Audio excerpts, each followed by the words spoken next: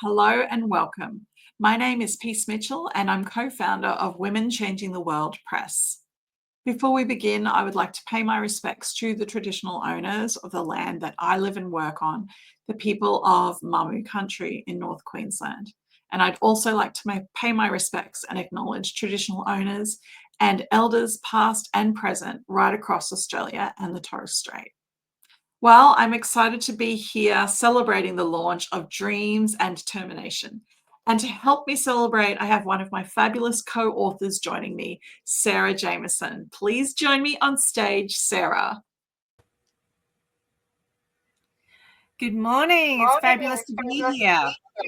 Oh, it's wonderful to have you here, Saara. Now, for people who haven't met you before, I would love you to introduce yourself and tell us a bit about you and the work that you do. No, thank you. I'm Saara Jamieson, and I'm the founder of Cool Beans Underwear, which is the world's first and only testicular cooling medical device. And you're probably wondering what on earth that is. So essentially, many years ago, I went through my own infertility journey, 3.5 years, multiple miscarriages, and all the attention was focused on me, which it so largely is with females today. Infertility is still very much perceived to be a female's issue, even though male factor now contributes towards 50% of the time. It wasn't until sort of 3+ years into our journey that we actually began looking at my husband to see whether we could do anything there to improve his sperm health. So I did a deep dive into the research, understanding male fertility, thermoregulation, what are the issues around traditional underwear, what were the issues we had to solve, which then enabled me to develop a garment for him to wear, just like normal underwear, but it kept the testes cool and supported. 4 months later, I conceived again, but this time I also gave birth. So I now am the mother of 2 young, healthy children, conceived naturally. And that prototype has gone on to become the world's first testicular cooling medical device. And so we're now helping couples around the world conceive, reduce miscarriage rates, and have healthier children. But we're also now working with clinicians for post-operative care, longevity, athlete performance, and so much more. Incredible, Saara. What amazing work you're doing in the medtech space. It's so inspiring to see that and hear about it. Now, your chapter in Dreams and Determination is called When the Dream Died, the Mission Began. Can you tell us why you chose this title for your chapter? Well, my fertility journey was one of heartbreak, but then ended up in joy for us. I never intended to commercialize Cool Beans. It was something that we developed for ourselves. But it was only by very persistent calls from my OBGYN, as well as our friends and family, their friends and family reaching out to us saying that they needed a product like ours. And so we started to actually research the need for our product. Is there a market? And I realized there's very little advocacy in not just men's health. There's very siloed men's health aspects, but now we're really advocating for men's health across the board, and at the preventative level. And that is really now the heart of what this mission is. It's about empowering men to be aware of men's health and how they can actually look after their own health for themselves, but also that for future generations. And it's something that we're now getting quite a lot of support behind in this mission to advance men's health and future generations' health. Amazing, amazing. You talk about in your journey that you were often dismissed by medical professionals. What advice do you have for other women or couples who are going through infertility and facing this kind of dismissal? For one, reach out to your peers. You'll be amazed at how many people around you will be struggling with infertility, but it is still very much a taboo topic. People don't want to talk about it. We're very much told, you can't tell anyone that you're pregnant till you're 3 months in case you miscarry. But what that does, it makes us have to hold on to all that grief. It makes us feel like we're the only ones going through this. So if you can actually start talking to those loved ones around you, your friends and family, what you're going through, you're likely to hear that you're not the only one. But also to start that really open dialogue with your clinicians.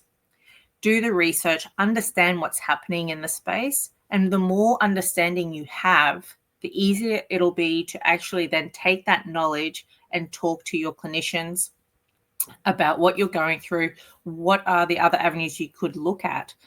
Excuse me. Because ultimately, clinicians are there to give you advice, but they're not going to be always aware of absolutely everything that's happening in the space. And so the more knowledge and ideas you can bring, it opens up that dialogue to have a proper communication style instead of just the clinician talking to you from one siloed perspective. Yeah, that's amazing advice for everyone. Now, your journey was such a painful one, but you weren't alone in your journey. Your husband, Jordan, was there by your side. You talk about in your chapter when he was making the first DIY prototype. Can you tell us about this moment?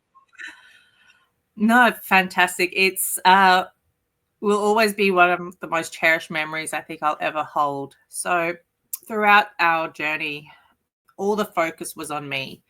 My husband did give a sperm sample and it had come back above average.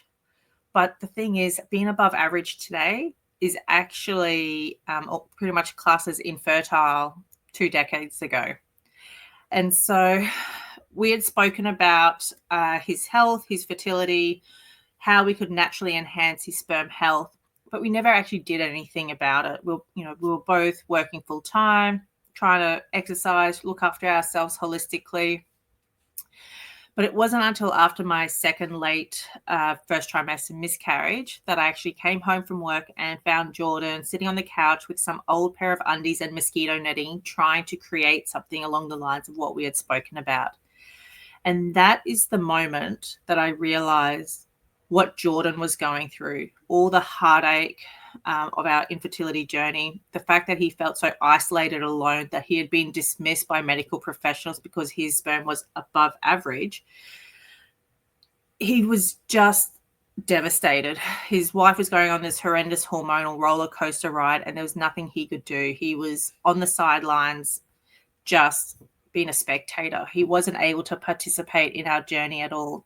And that was the point. That was the turning point for us. I was very open to adoption. And so if we couldn't conceive naturally, I was very adamant, no, that's okay. We'll adopt. But to see this pain and anguish and everything that Jordan was going through was really the driver for me to really dive deep into the medical research and understand the problem. And it was understanding that problem that then enabled me to develop Cool Beans that is today. But without actually him taking that first step, that it being that initiative to try and create something for himself, to contribute and to be part of this journey, we wouldn't be here today. Mm. Oh, it's such a heartbreaking story and the challenges that you faced. But out of that heartbreak, you've really created something incredible. It's much more than just underwear for men. Can you tell us a bit more about some of the other uses? So, obviously, for men's fertility, but there's been other breakthroughs and ways that your underwear is being used as well. Can you tell us more Oh, about this?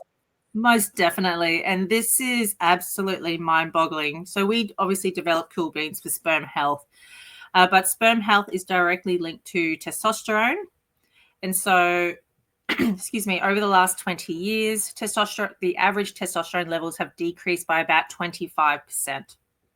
And so testosterone is vital for longevity, mental health, your physical and sexual performance and desire.